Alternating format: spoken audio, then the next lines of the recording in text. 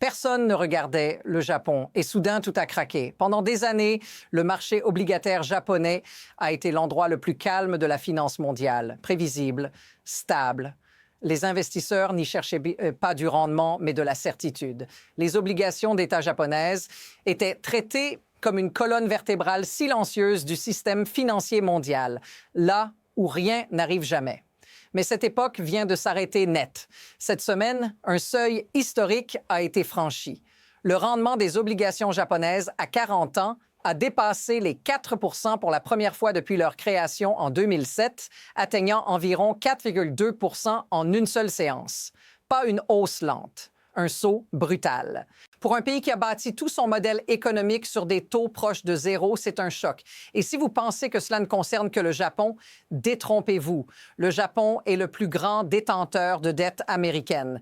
Quand ces taux bougent, le reste du monde bouge avec eux, y compris votre économie, vos marchés, votre épargne. Mais voici la partie que presque personne ne dit à voix haute. Ce mouvement n'est pas qu'un chiffre, c'est un signal. Et ce signal est en train de changer la direction des flux financiers mondiaux. La vraie question n'est pas ce qui s'est passé, c'est ce que cela déclenche maintenant. Ce qui s'est passé cette semaine n'est pas un accident isolé. Et c'est là que l'histoire devient plus inconfortable. Officiellement, tout commence par une annonce politique. Lundi, la première ministre japonaise a convoqué des élections législatives anticipées pour le 8 février en expliquant qu'elle voulait un mandat pour un changement majeur de politique. C'est le fait brut. Mais les marchés n'ont pas entendu un slogan. Ils ont entendu autre chose. Plus de dépenses, plus de relance. Une discipline budgétaire plus lâche dans un pays déjà surendetté. Ce n'était pas une surprise sortie de nulle part. Quelques semaines plus tôt, un plan de dépenses publiques d'environ 135 milliards de dollars avait déjà été présenté. Puis est arrivée une autre proposition, encore plus sensible, suspendre pendant 2 ans la taxe de 8 % sur les produits alimentaires. Pour les ménages, cela ressemblait à un soulagement. Pour les marchés obligataires, cela ressemblait à un avertissement, parce que le Japon ne part pas de zéro. Sa dette publique représente entre 200 et 250 % de son PIB, selon les calculs. Ce niveau était supportable tant que les taux restaient proches de zéro. Mais dès que les rendements montent, la mécanique change. Et elle change vite. C'est ici que le cadre se renverse. La question n'est plus pourquoi les taux montent. La vraie question devient que se passe-t-il quand les investisseurs commencent à douter non pas de l'économie japonaise, mais de la crédibilité budgétaire elle-même? Et maintenant, regardez bien ce détail. Les marchés n'ont pas attendu. Ils ont réagi immédiatement. Et ce qu'ils ont fait en dit long sur ce qui vient ensuite. Voici l'affirmation centrale que les marchés ont faite, sans la dire explicitement. La confiance a commencé à se fissurer et la preuve est visible dans les chiffres. En l'espace de quelques semaines, les investisseurs ont massivement vendu la dette japonaise de très long terme. Les obligations à 40 ans ont été les plus touchées, mais les titres à 30 ans et 20 ans ont suivi le même chemin. Début janvier, le rendement du 40 ans tournait autour de 3,6 %. À peine une vingtaine de jours plus tard, il dépassait les 4 %. Pour un marché obligataire, c'est un mouvement énorme. Un opérateur a décrit cette vente comme un événement à 2 écarts types. En langage simple, cela signifie une réaction de niveau panique, pas un simple ajustement, pas une prise de profit. Une réévaluation brutale du risque. Et maintenant, remarquez ce qui manque dans ce tableau. Il n'y a pas eu de crise économique soudaine au Japon, pas de choc inflationniste inattendu, pas d'effondrement de la croissance. Ce que le marché a vendu, ce n'est pas l'économie réelle, c'est la confiance à long terme. C'est ici que l'histoire bascule, parce que les obligations de très longue durée ne réagissent pas aux annonces de taux à court terme. Elles réagissent à quelque chose de beaucoup plus fragile, la crédibilité. Et cette crédibilité vient d'être remise en question. Si ce doute s'installe, la question devient simple et dangereuse à la fois. Qui va acheter cette dette? et à quel prix. Et c'est là que la situation commence à ressembler à quelque chose que les marchés n'aiment jamais voir se normaliser. Traditionnellement, le Japon pouvait compter sur un socle solide d'acheteurs domestiques, les fonds de pension, les compagnies d'assurance-vie, des institutions prudentes, structurellement demandeuses d'obligations très longues. Pendant des décennies, ce mécanisme a fonctionné presque automatiquement. Quand le marché tremblait, ces acteurs absorbaient l'offre. Mais aujourd'hui, ce réflexe s'affaiblit. La démographie japonaise se détériore rapidement, les bilans sont plus contraints et surtout, l'appétit pour du risque de durée extrême n'est plus ce qu'il était. Ce n'est pas une théorie, c'est visible dans les chiffres. Lors de l'adjudication des obligations japonaises à 20 ans cette semaine, la demande a été nettement plus faible que la moyenne récente. Le ratio de couverture est tombé en dessous des niveaux habituels. En clair, les investisseurs ne se sont pas précipités pour acheter. Ils ont hésité. Et dans un marché fondé sur la confiance, l'hésitation suffit à changer la dynamique. C'est ainsi que quelque chose d'anormal commence à paraître normal. Des ventes rapides, des adjudications faibles, des rendements qui montent parce que personne ne veut être le premier à dire « j'achète ». Ce schéma, on l'a déjà vu ailleurs, et il ne se termine jamais calmement. Parce que lorsque la demande structurelle recule, le marché n'a plus de filet de sécurité. Et sans filet, la moindre secousse devient une chute.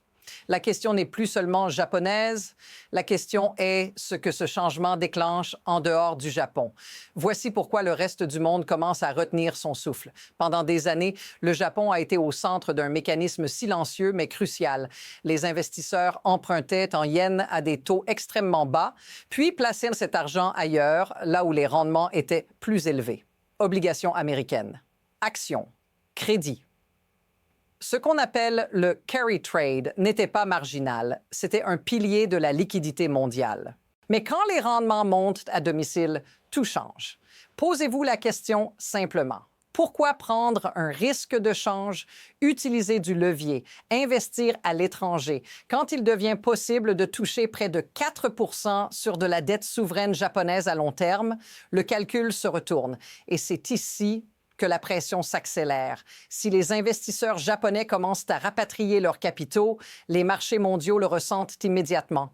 Ce n'est pas théorique. Le jour même où le rendement du 40 ans japonais a franchi les 4 %, le rendement des obligations américaines à 30 ans est monté autour de 4,9 %, son plus haut niveau depuis des mois. Ce détail change tout. Les taux longs montent partout. Non pas parce que la croissance explose, mais parce que l'un des plus grands exportateurs de capitaux au monde commence à réévaluer ses priorités. C'est une dynamique lente à démarrer, mais violente une fois enclenchée. Et maintenant, regardez la vitesse à laquelle cela se propage. Et des taux plus élevés, c'est un coût du capital plus cher. C'est une pression directe sur les actions, sur l'immobilier, sur le crédit, sur tout ce qui a été construit en supposant que les taux japonais resteraient proches de zéro pour toujours. La question devient alors inévitable. Que se passe-t-il si ce mécanisme ne s'arrête pas ici? Alors, regardez comment les tensions commencent à s'empiler, presque sans pause. Première couche. Les coûts d'emprunt à long terme montent en même temps au Japon et aux États-Unis. Pas progressivement, en parallèle. Cela resserre les conditions financières plus vite que prévu, partout à la fois. Deuxième couche, le service de la dette japonaise devient mécaniquement plus cher. Chaque point de rendement supplémentaire finit par peser sur les budgets futurs. Pas aujourd'hui, pas demain, mais de façon inexorable, et les marchés le savent. Troisième couche, la Banque du Japon se retrouve coincée. Si elle intervient agressivement pour plafonner les rendements, elle risque d'affaiblir encore le yen. Si elle n'intervient pas, la volatilité peut s'emballer. Dans les deux cas, il y a un coût. Et dans les deux cas, quelqu'un perd. C'est ici que le rythme s'accélère, parce que ce genre de situation ne reste jamais stable longtemps. Plus les marchés testent les limites, plus la pression monte sur les décideurs et plus l'incertitude alimente la nervosité. Maintenant, posez-vous cette question simple. Que se passe-t-il si ce processus continue encore quelques semaines ou quelques mois? Parce qu'à ce stade, ce n'est plus seulement une histoire de marché. C'est une histoire qui commence à toucher des gens bien réels. À ce stade, l'impact cesse d'être abstrait. Il devient concret. Et il commence à vous concerner directement. Quand les taux longs montent, ce ne sont pas seulement des graphiques qui bougent, ce sont les conditions de vie, des crédits plus chers, des investissements reportés, des marchés actions qui deviennent plus fragiles. Même si vous ne détenez aucune obligation japonaise, vous vivez dans un système qui dépend de ces flux. Si vous avez un prêt, si vous investissez, si votre épargne dépend des marchés, ce resserrement vous touche, lentement au début, puis d'un seul coup.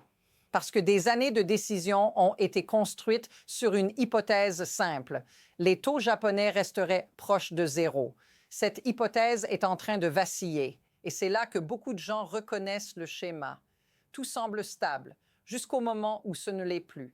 Les ajustements se font d'abord dans les coulisses, puis ils apparaissent dans les rendements. Et enfin, ils se répercutent dans la vie quotidienne. Si cette sensation vous semble familière, vous n'êtes pas seul.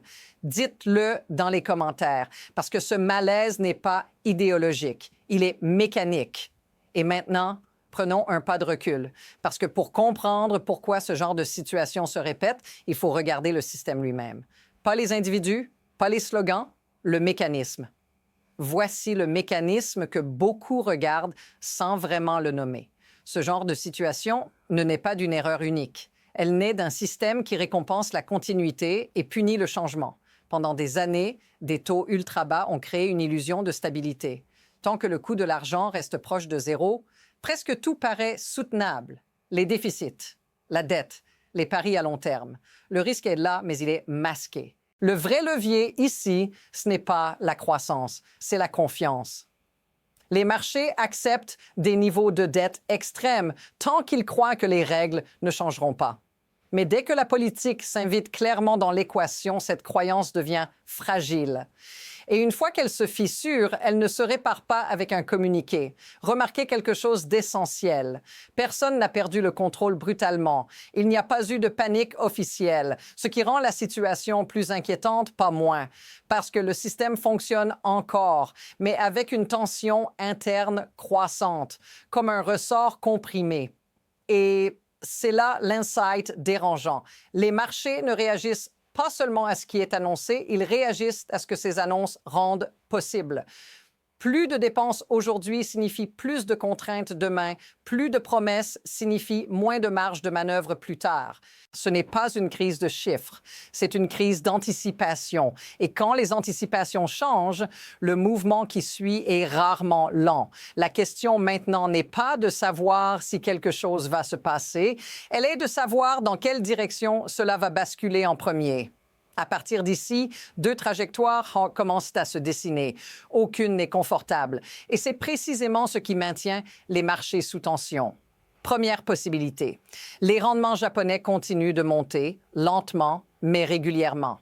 Pas de panique ouverte, pas de rupture nette, juste une normalisation progressive d'un monde où le capital japonais reste davantage chez lui. Dans ce scénario, les taux longs mondiaux restent élevés plus longtemps. Les actifs risqués s'adaptent. Certains modèles cassent discrètement. D'autres survivent. La pression devient la nouvelle norme. Deuxième possibilité, la volatilité s'accélère. Les marchés testent plus agressivement les limites. Les adjudications deviennent plus difficiles. La Banque du Japon est forcée d'intervenir plus clairement. Et chaque intervention pose une nouvelle question sur le yen, sur la crédibilité, sur la suite. Ce scénario est plus rapide, plus brutal et beaucoup plus visible. Ce qui rend ce moment si particulier, c'est que le prochain mouvement n'a pas encore été fait officiellement. Mais il est déjà anticipé. Les positions se déplacent. Les stratégies s'ajustent. Les acteurs les plus sensibles ne réagissent plus au présent, mais à ce qu'ils pensent voir arriver. C'est pour cela que cette histoire ne se referme pas avec une élection ou une décision de banque centrale. Elle reste ouverte, en mouvement. Et ce qui se passe dans les prochaines semaines pourrait fixer une direction difficile à inverser. Parce qu'une fois que le monde commence à imaginer que l'argent n'est plus gratuit, il ne revient jamais exactement en arrière. Voici l'idée qui change la lecture de toute cette histoire. Ce qui se passe au Japon n'est pas seulement une crise obligataire, c'est la fin d'un pilier invisible. Pendant des décennies, le monde a fonctionné avec une certitude implicite. Quelque part, il existait un ancrage de stabilité absolue, des taux japonais presque nuls, une source de liquidité inépuisable, une promesse silencieuse que certaines choses ne changeraient pas. Cette promesse vient de se fissurer. Une hausse de rendement, une annonce politique, une adjudication plus faible que prévu, prises séparément, ces choses semblent gérables. Ensemble, elles racontent autre chose. Elles signalent un monde où même les fondations supposées immuables commencent à bouger. Et c'est là le véritable renversement. Ce n'est pas le Japon qui est en train de devenir instable. C'est le reste du système qui réalise à quel point il dépendait de cette stabilité. Quand ce point d'ancrage disparaît, tout le reste doit se réajuster. La plupart des gens regardent les marchés pour savoir ce qui va se passer. Les marchés, eux, regardent la confiance. Et la confiance ne se répare pas en revenant exactement à l'état précédent. Si vous voulez comprendre ce qui vient ensuite, il faudra regarder au-delà des titres, au-delà des réactions immédiates. Parce que cette histoire n'est pas terminée. Elle ne fait que changer de forme. Si ce type d'analyse vous aide à voir les choses plus clairement, abonnez-vous pour ne pas manquer la suite. La prochaine couche de cette histoire est déjà en train de se former.